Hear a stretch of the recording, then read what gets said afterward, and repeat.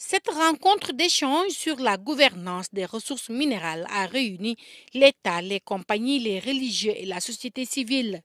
La quatrième édition de cette table ronde est l'occasion de passer en revue l'état d'avancement des projets d'hydrocarbures dans un contexte de transition énergétique. C'est louable aujourd'hui aussi, à travers cette quatrième édition, que l'on constate qu'il y a un suivi par rapport à ces recommandations-là.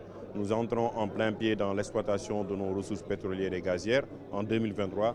Il est fondamental et nécessaire que les acteurs puissent avoir des réponses qui puissent satisfaire non seulement la société civile, mais les communautés impactées et tous les acteurs. Nous entrons cette année dans une phase décisive avec la production des premiers barils de pétrole et des premiers mètres cubes de gaz, respectivement dans le cadre des projets de Sangomar et de GTA. Ces derniers, que nous partageons d'ailleurs avec nos frères et amis de la République islamique de la Mauritanie. Cette étape historique ouvre de réelles perspectives pour le développement socio-économique, aussi bien pour le Sénégal que pour la sous-région, pour les 30 prochaines années. L'accès à l'information, la participation du secteur privé national sont entre autres préoccupations dans cette dynamique de transition énergétique.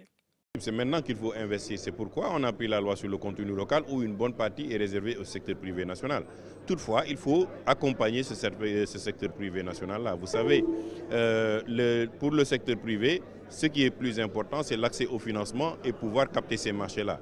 Et de revoir aussi les termes, parce qu'on ne peut pas dire que toutes les sociétés sont des sociétés de droit sénégalais, alors que des fois, ce sont des sociétés écrans étrangères qui captent le marché. Il faudra, comme à Dubaï et dans les autres pays, s'assurer que 40% de ces sociétés-là sont détenues par des Sénégalais bon teint pour que ces ressources restent dans ce pays-là. Il faut louer cette table ronde de cette année qui anticipe déjà sur les passerelles pour renforcer cette politique de transition énergétique tout en exploitant nos ressources minérales de manière responsable et durable au bénéfice des populations et de l'économie de notre pays.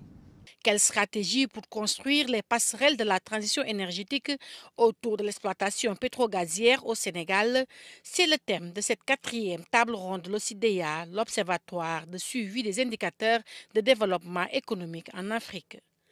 L'option de l'exploitation de ces ressources minérales, en les combinant avec une transition vers les énergies renouvelables, devrait permettre de créer une souveraineté énergétique, pilier de la sécurité alimentaire.